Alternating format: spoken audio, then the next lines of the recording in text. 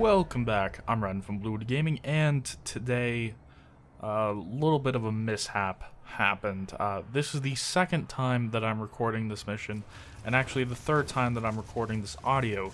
I'm doing this audio completely in post just to kind of give you a rundown of how I actually did this mission. Now, I figured that this would be helpful for other people doing a ninja or stealth playthrough like I am, because this mission is very difficult for those kinds of builds. So in this first area, it's really easy. You just hide behind these barricades and don't get shot by the arrows, and then run to the trench, and you will get to talk to one of the members of the Date clan when you get over here.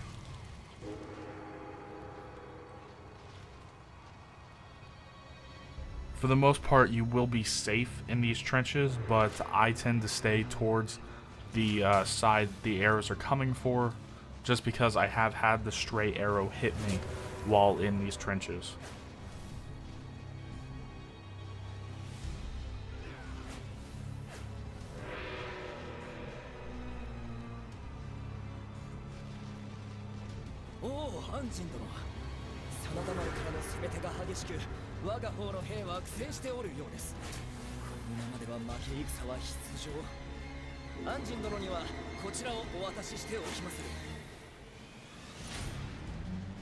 So after you talk to him, you can just continue on with the trenches.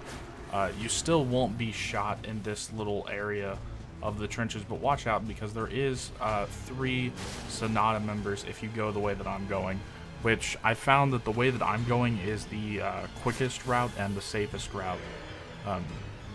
Just make sure that you have your catwalking and Supa up so you don't get hit. And this part is actually a little tricky right here, as for once you're running away from the little fortification. And as you can see, I was standing in the wrong spot inside the trench and still got hit and died. So we'll skip ahead a little bit, and here I am back at this spot, and I make it behind here successfully this time. Watch out, because there is that yokai right there, and he can mess your day up if you happen to run into him. After that, just run back to this trench that you see me go to, pick up the chest, and continue along. Here's one of the new yokais. If you throw just a kunai or something at him, he will explode, and that will usually kill him. Sometimes it doesn't, but most of the time it will.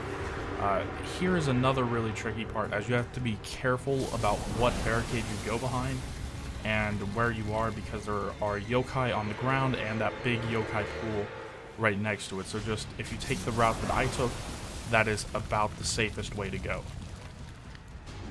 And you might have to make sure that you re-put on your catwalking and Supa, as if you don't have those on, you will pretty much die in these trenches immediately. And here we go. We are now at the second shrine of the mission. I actually skipped the first shrine because it's not really necessary. And coming up, we have the most difficult section for me of this entire mission, is this little section going from this trench over to the main trench right in front of the fortification. Now, to actually activate the arrows for the first time, you have to go and stand in the lighter colored soil. You will see a distinct difference between the color of the trench soil and the outside soil. You have to touch the outside soil to trigger it, and here is what a perfect run of this looks like. As you'll see, I touch the outside soil, run back inside, all the arrows will come down, and then you just make a straight run for the big trench. And you don't have time to take the ladder, because as you can see, even I got hit again, and that can happen quite often. You really have to be paying attention to the sound of the arrows coming in, and you have to be dodging quite a bit. So here is what a good run of this actually looks like. The arrows come down, make a quick run. Essentially what you have to do is dodge out there and then immediately dodge towards the wall when you hit the ground. Otherwise you will get hit by arrows. Then from there, You can also be hit by arrows if you stay to the right side of this huge trench, so stay on the left. And then here at the other end, you will see these 3 yokai here. Make sure that your catwalking and Supa are currently active, or else you will have a very, very, very bad time with these guys. I sit here just because the bomb yokai was a bit too close to the other ones for me to try to chance it. So here you can see the actual power of catwalking and Supa as I just walk past both of those guys.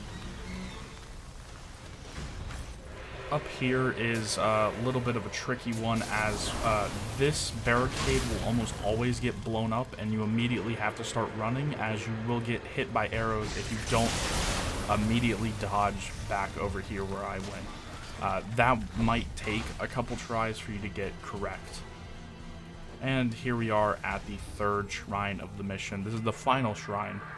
You no longer have to worry about the arrows, but there's something else here that is terrible for us ninjas. They put dogs into the game that can even smell you when you have Supa on. So you'll see one of these come after me in just a second. And you will see several ninjas up on the roofs around here as well. I try to walk slowly, and as you can see, dogs still got me. Or still smelt me. So I just run through here, and if you follow this path that I take, I run to get the shortcut because I don't think that I can beat the boss in one go, which I was correct in that. Now, here, I just show off about how powerful these guys are. At this point, my Karisagama is at plus 13. Its damage number says about 1600. I think it's close to 1700. And really, these guys are pretty bad to fight against. So this is just a bit of showing off what these guys can do.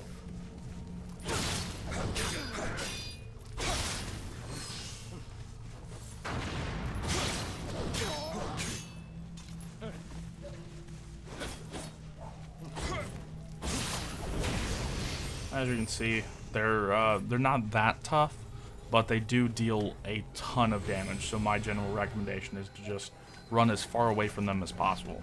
So after defeating him, here's the path from the shortcut to the boss. It's a very quick run.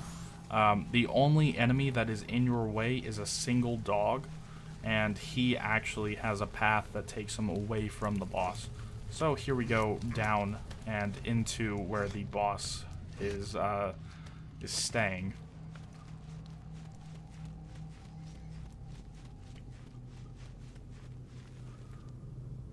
And here is the boss room. Now this guy is the ninja for the Sonata clan, and essentially what I do is I use the talisman that gives me a high chance to not use ninjutsu item when I actually use it. And then I use the thing that reduces his armor, and then I just start throwing kunai at him. Now when he does those flips and such, I do actually get one shot by those, or I get killed in one combo of those, so getting hit at all during this fight is a death sentence for me. So I essentially just run away from him and spam him down with kunai, as he doesn't block as much as I thought he would. And as you can see, if the fight goes on long enough, he will apply fire to his tonfas, and he will also use paralyzing bombs and paralyzing shurikens if you take too long as well. So there we go. That was the entirety of this first mission, and how to easily get through it if you are playing as a ninja class. So that is it for this. Remember, I'm Raiden from Blue Gaming. I will be doing the rest of these videos for the playthrough kind of in this style as well, because of that little microphone mishap that I had. So that's going to be it for this. As already said, I'll see you guys in next one.